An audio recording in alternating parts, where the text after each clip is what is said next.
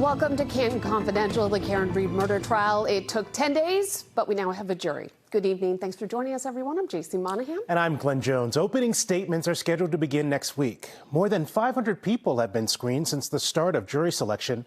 That's now been whittled down to just 18 jurors. 12 will hear the case, another 6 will serve as alternates. Prosecutors want approval to use copies of recorded statements made by Karen Read in their opening. In a motion filed this morning, we've learned copies would be presented as visual aids and shown to the jury. The Commonwealth also asked to see any such exhibits the defense plans to use in advance.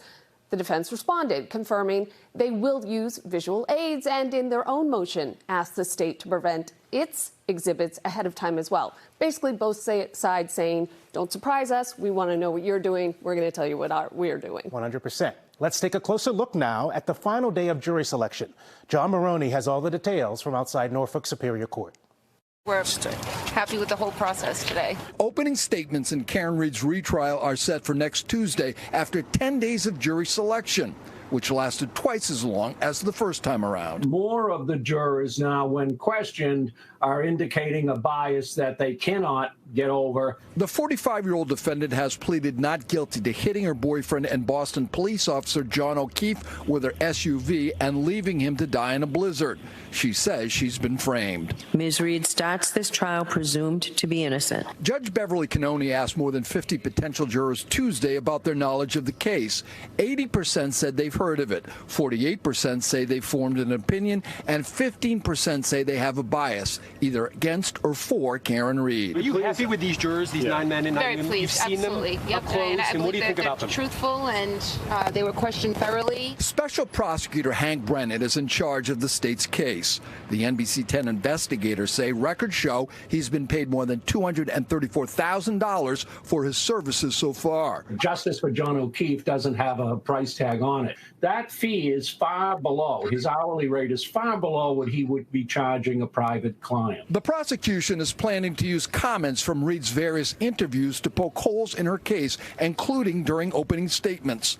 The defendant says, bring it on. I would not have said anything that I wouldn't say again.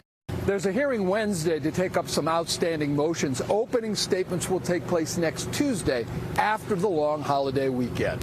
In Dedham, John Maroney. All right, we want to welcome in Peter Tragos. He's our Florida-based attorney and the face of the Lawyer You Know YouTube channel. If you haven't checked it out, please do. Peter, you have been following this case closely. We're now looking ahead to the opening statements. We went back and forth during the first trial. What do you think is going to be different this time around? I think it's going to be more focused. I think it's going to be a tighter presentation by both sides. I think there's a lot more information that they know. And if you remember back to trial number 1, both sides asked the judge to continue the case because they weren't ready. She said no, so they were thrown into the fire, and so much came out during trial, new witnesses that had to be questioned to see if they could even testify. We've done all that. We've gotten through it the first time. Each side knows what plan A was, but I do expect some nuanced differences and a better presentation by both sides in round 2. I also expect more expert testimony. Seems like the Commonwealth has some extra experts. The defense has some extra experts. We know what the defense experts can and can't testify to now. That may be a little bit different from the first trial. So I do expect more expert testimony this time around as well. Peter, as you know, Read has made a lot of statements outside of court, including in several documentaries. And we now know that the Commonwealth intends to use some of that video in opening statements.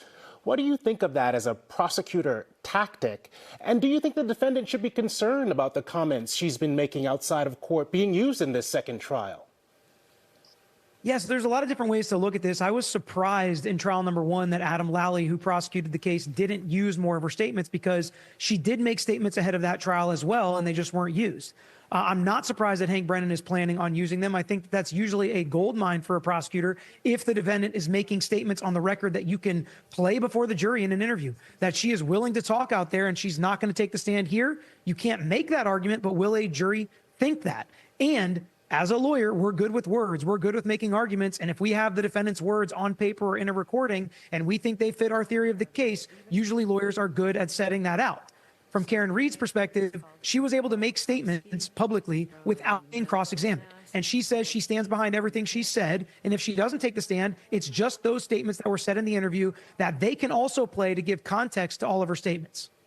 Let me ask you, Peter, why would the defense go with this third-party culprit idea? I heard you talking on your YouTube channel that it's always the prosecution's burden to prove what's happening. The defense really doesn't have to do anything, but this time they are putting a burden on themselves by saying they want to name these two people as possible suspects. There's different ways to handle a third-party culprit defense. Sometimes you can do it in a way where we know it wasn't our client. Here are some potential people it may be, because usually a jury wants to know, if not this defendant, then who? Because they want to get justice for the victim in this case. They want to get justice for John O'Keefe. It's a tragic death what happened to him, and the jury is going to feel like it's their job to figure it out, even though it's the state's job to prove this case beyond a reasonable doubt. So when you take it that way, I think a third-party culprit defense can be very effective. But when you take on a burden as the defense, when you're not law enforcement, you don't have the power, you don't have the resources to go back in time and do an investigation like they did. When you take on that burden and you can't prove who did it, it could become something that's defective for a defense.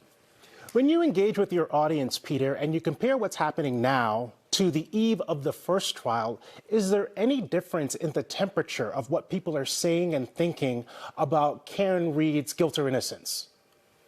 Yeah, I mean, I think it's as heated as ever. I think more people are paying attention to this this time around, and I think more people are watching from around the world. It seemed more Boston-centric before, and people were very passionate about it. Round one, I didn't know anything about it coming into trial one. That's where I learned all the facts, all the players, everything about it. But now that so much is out there, I feel like people know what we're going to expect at trial. Last time, there was a lot of unknown. There was this FBI investigation. There were, will she testify? Will she not testify? Will they be able to point the finger and actually prove it was this cover-up and conspiracy? But now I think people really know what to expect, and they're more entrenched in their position than ever before. Peter Tragos from The Lawyer You Know, the YouTube channel, and very into the Karen Read trial. So it's been wonderful to connect with you. And of course, we'll be talking to you again over the next few weeks, I'm sure. Thanks for joining us. Thanks for having me.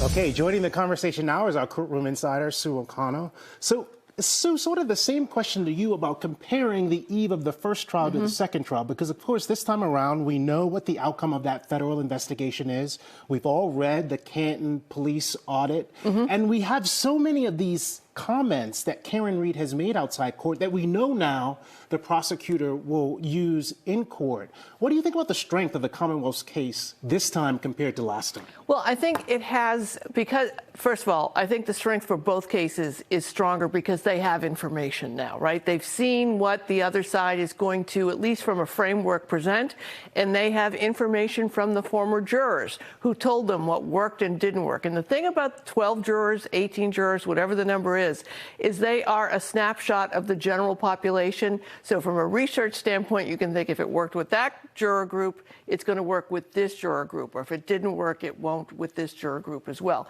Now, the difference, of course, is we have Karen Read's own words that are going to be played and read in the courtroom. The federal investigation, there was no wrongdoing, no conspiracy. Maybe there was a little inept handling of evidence, and maybe some things weren't followed the way they should be. That's still going to be in the case, and they're still going to try to present that to foul the investigation itself. But we also know from the jurors, many of them said they didn't know who ARCA was, the feds that were hired. They thought an outside insurance company was trying to downplay the incident. Maybe they will now know there was a federal investigation. And just because there was no outcome doesn't mean somebody might think, well, maybe something was there. So we know a lot. There's a lot more coming in, and we're just going to have to see what the jurors take away from it. We just heard Peter Tragos say how this has gone beyond the whole Boston-centric essence of it. But at the same time, up until now, and it's taken 10 days to get that jury, we haven't seen or felt the same fervor outside the courthouse, or even in general, the signs and all of the energy we had the first time around. Are you talking to people? Are you feeling like that's going to up once the trial starts, or do we have a more passive, we're just going to sit back and watch this time? I think it will be the same. I think the buffer zone change has really impacted people being outside the courtroom right now. During jury duty last time, there wasn't as much fervor as there was toward the end of the case. The weather's going to get better.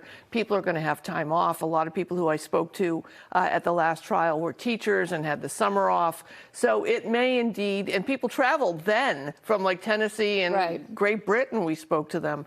You know, if you go to the Vanity Fair website, it's one of the lead pieces that they're doing, all of their features with Karen Reed. So I can only imagine that if there were people here who were tired, they'll be replaced by new people. It's amazing to think. I thought we were at a point where you couldn't see the fever pitch around this trial any higher, but I think we got there. Yeah, absolutely. I mean, people are still dug in.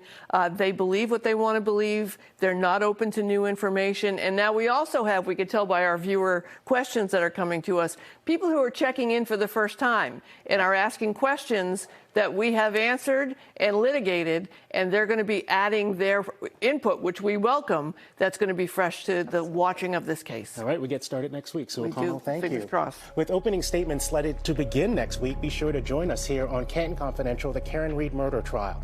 Every weeknight at 7, we'll have a full recap of the latest developments from court, as well as legal analysis. And if you have any questions about this case, send them our way. We have the email right there on your screen. We will answer as many questions as we can right here on Canton Confidential. And if you want more information right now, we have a treasure trove of information on the Karen Reed case on our website, including an interactive chart to help you keep track of all the parties involved and who's connected to who.